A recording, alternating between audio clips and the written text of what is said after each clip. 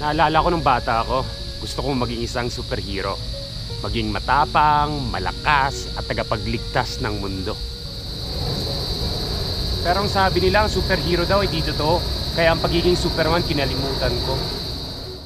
So sabi ko, kung di pwedeng maging superhero, ako'y magiging piloto. Lumipad tila ibon at mahawakan ng ulap sa aking mga palad. Pero sabi nila, kailangan mo maging mayaman para lumipad. Boy, wag kang mangarap, tagang lupa lang ang iyong padpad. Kaya ayun, kinalimutan ko ang hangad. O siya, kung di pwedeng lumipad, ako'y maglalakad. Ako'y magiging isang manlalakbay.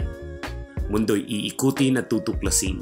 Di bali na kung asan pa ako'y dadalhin. Pero sabi nila, paanong buhay mo? Di ka yayaman dyan. Paglalakbay ay kalimutan mo. Ako'y napahinto. Tumingin sa salamin at matay nagtagpo. Teka, kilala kita. Ikay ako. Patanong sa sarili, kaninong buhay ba to?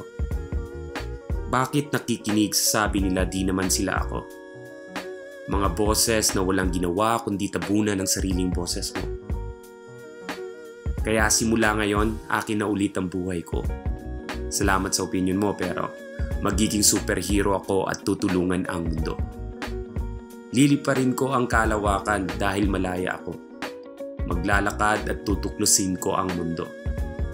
Dahil walang yaman na hihigit sa boses at pangarap mo. Buhay mo to at buhay ko. Angkinin mo.